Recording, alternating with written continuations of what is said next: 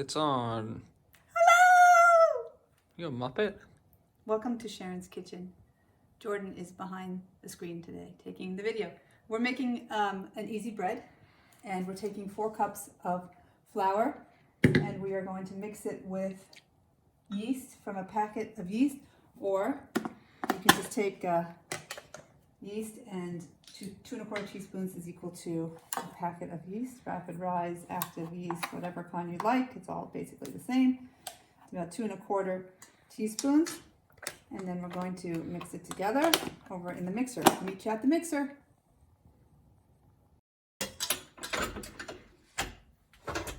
I attached my dough hook, and we are just going to let it mix together for about a minute. And then while it's mixing, I'm going to grab something and come right back. You can look at it mixing.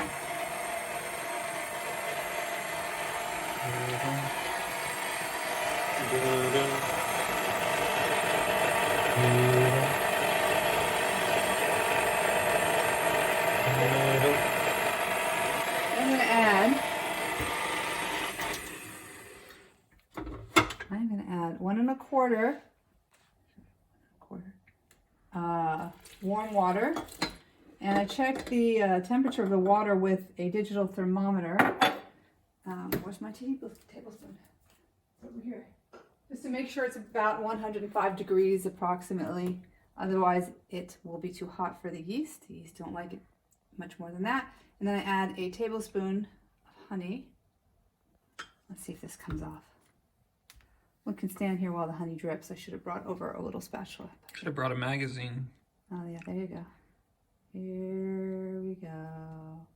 Okay, and then we are going to lift it up and let's mix.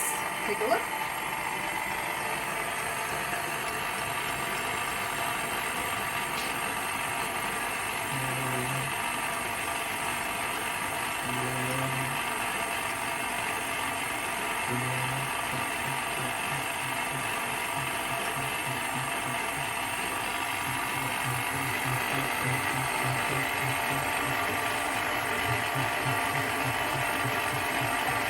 I'm not really getting the outside much. Oh, because we have to scrape it down. Yeah. So let me grab a Scrape. for that.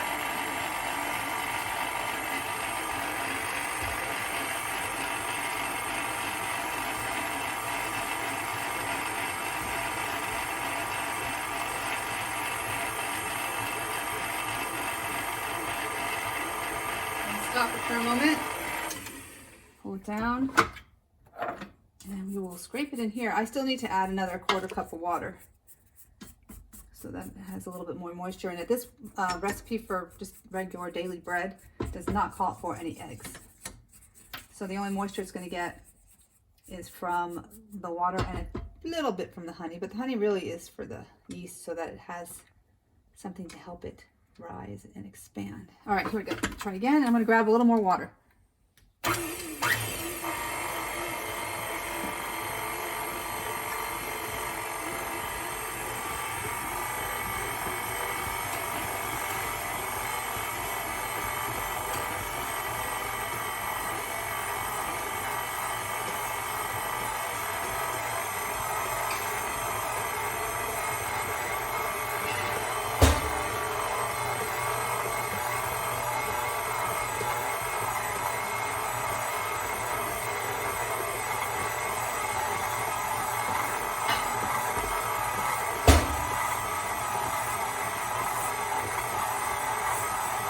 While that's going, I'm going to add 2 teaspoons of salt to this water.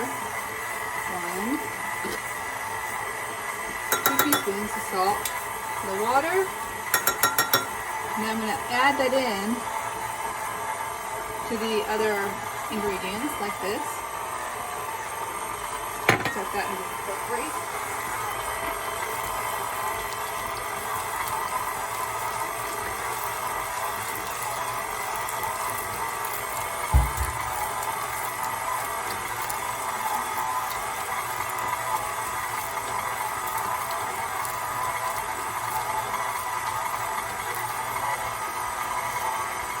Take a look at it.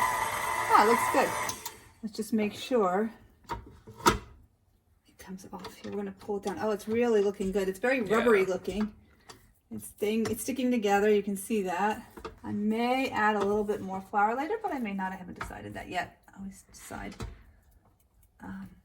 based on how it's gonna look. I'm gonna let it go a couple more minutes of stirring, mixing.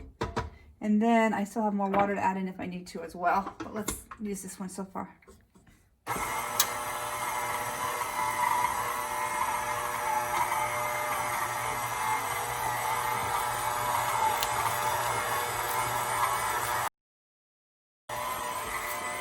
I added a little more salt into there from the salt water. I kind of scooped it up and added it in because it looked like all the salt was at the bottom, and I wanted to make sure I get some into the mixture itself.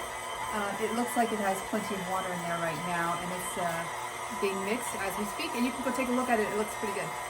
No. You can go take a look at it. It looks pretty good right now. Okay.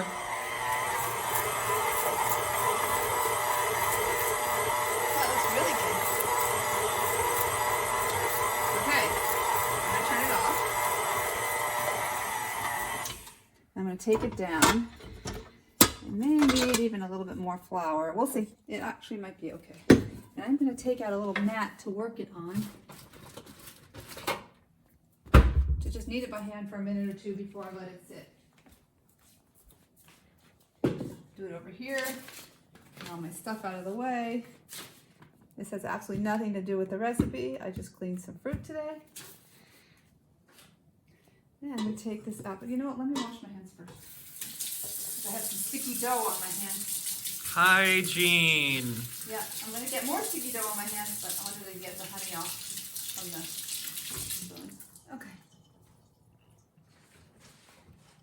And I'm actually going to take my rings off as well, because sometimes when the dough is very wet, get all over my rings and then it's hard to clean. Okay. I'll take it off. Oh, it's nice and warm from the warm water. Feels pretty good. And then I think I'm going to throw a little bit of put this over here, flour on here just so it doesn't stick, but not too much. Otherwise, it's going to get too dry. You have to get not too cold, not too hot like Goldilocks. Not too wet, not too dry. Just right. So I'll take that, put some in the center here, and then I'll put the dough on top of it.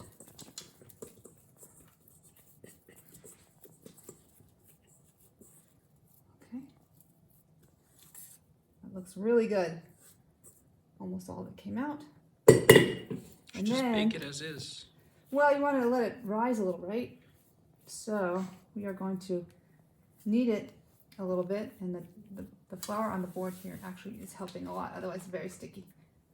But we don't need too much. Actually, that's not going to get used at all because it's starting to feel perfect. You see this dough? Really feels good. It's slightly wet, which is the way it's supposed to be, but also kneads pretty well. Just pull it out and roll it over and pull it out and roll it over like that a few times. And then we're gonna let it sit for probably a couple hours. Then we're gonna pull it out one more time and knead it one more time, and then we'll let it rise into a dough-shaped canister, which I'll show you in a little while. Anyway, it's going to sit in here for a couple hours just to rise, and we'll see you in a couple hours. So now we have to put some flour into our mold. I'm using this mold today.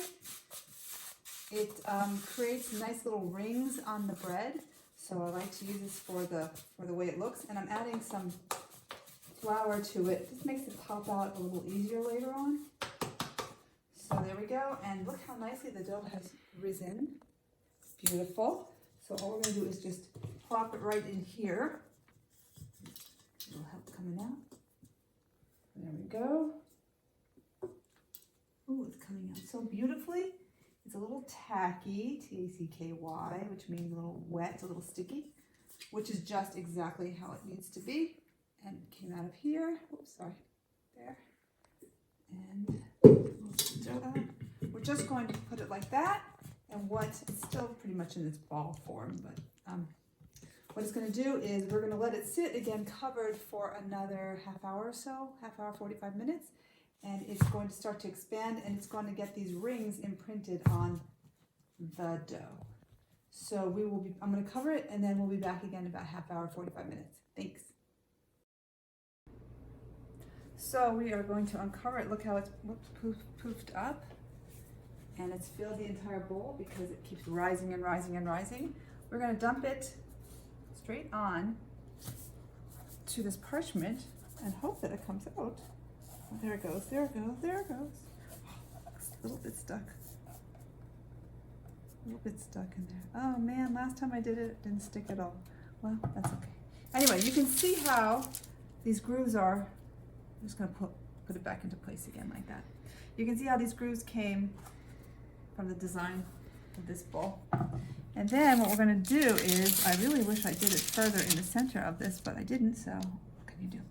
We're going to just put a few indentations in here. You can make any design you want because when it comes out, it's just going to add a little bit of decoration to the bread. You can do crosshatch, you can do whatever you like. I'm just putting some lines in here. I have a stencil that I sometimes use as well. And then we are going to add this whole thing right into the pot that you're going to bake it in. Like that. I'm going to tear a little bit of this off. Doesn't need all this. I did not try and center it, but I should have tried to center it. Next time I'll try to remember to center it. And then what we're going to do is we're going to cover this and we're going to bake it for 25 minutes. And after 25 minutes, we're going to uncover it and continue to bake it for another 25 to 30 minutes until it's about 210 degrees inside. Or you can also tell if it's nice and crispy on the outside, and then it'll be done. So I'm going to cover this, and then when the oven is heated to 425, I'm going to put it into the oven. See you soon. And here is a look at the finished product. You can see the nice little marks in the bread, and it smells incredible. We will enjoy this after it fully cools down because the best bread is eaten after it's cooled, and we plan to enjoy it. Hope you do too.